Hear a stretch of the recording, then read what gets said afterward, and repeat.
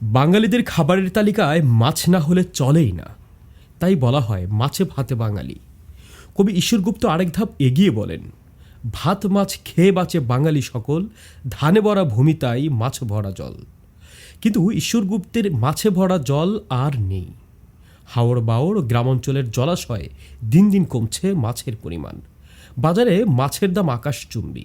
নিম্নবিত্ত পরিবারের মানুষের কাছে বাজার থেকে টাটকা মাছ কিনে খাওয়া অনেকটা স্বপ্নের মতো। গ্রামাঞ্চলে টাটকা মাছ সুলভ এবং দাম তুলনামূলক কম হলেও রাজধানী ঢাকায় ততটা সহজে নয়। তবে এক্ষেত্রে ব্যতিক্রম রাজধানীর উত্তরার আবদুল্লাপুরের মাছের বাজার। সুলতান শাহ মৎস্য আড়ত নামে বাজারটি লোকজনের কাছে আবদুল্লাপুর মাছ বাজার নামেই পরিচিত। যারা এখনও সেখানে যাননি তারা একবার ঢু মেরে আসতে পারেন, তাতে নিজের কাছে পরিষ্কার হবে এই বাজারের তফাৎটা। সব ধরনের মাছ পাওয়া যায়, দেশি মাছ পাওয়া যায়, চাষের মাছ পাওয়া যায়, সামুদ্রিক মাছ আছে, আপনার ইন্ডিয়ান মাছ আছে, সব ধরনের মাছ পাওয়া যায়। আবদুল্লাপুর বেড়িবাঁধের এই বাজারে ছোট বড় সব ধরনের মাছ পাওয়া যায় সামুদ্রিক মাছও। বিয়েবাড়ির অনুষ্ঠান সহ পারিবারিক ও সামাজিক বিভিন্ন অনুষ্ঠানের জন্য এখানে পাওয়া যায় টাটকা মাছ। দাম অন্যান্য বাজারের চেয়েও 30% কম। বাজারটি মূলত পাইকারি মাছের আড়ত হলেও আশেপাশের লোকজন সস্তায় টাটকা মাছ ক্রয় করতে পারে।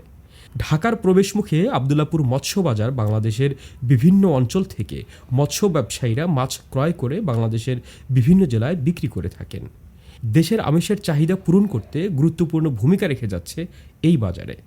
এছাড়াও ঢাকা গাজীপুরের নিম্ন আয় মানুষের কাছে মৎস্য চাহিদা পূরণের ভূমিকা রেখে যাচ্ছে। রয়েছে বাজারে দৈনিক 5,000 পরিবারের কর্মসংস্থান। এখানে আশেপাশে সেক্টরের যারা আছে, আর টঙ্গী শহরেরও আছে, গাজীপুরের আছে, একদম চৌরাস্তা বন্ধ অনেক বাজারের লোকজন আছে, এখান থেকে মাছ নিয়ে যায় খুচরা বিক্রি করে। অনেক পাতিলালা আছে যারা খুচরা বিক্রি করে, তাদের কর্মসংস্থান হয়, খুচরা মাছ বিক্রি করে তাদের সংসার চলতেছে। অনেক প্রতিকূল অবস্থা পার হয়েই আসলে এই প্রতিষ্ঠানটা টিকে রয়েছে, কারণ জায়গাটা আসলে মালিকানা সরকারি জায়গা, এই জন্য অনেক সমস্যার সম্মুখীন হইতে হয়। শাহ মোহাম্মদ ওয়ালিউল্লাহ, তরঙ্গ টিভি।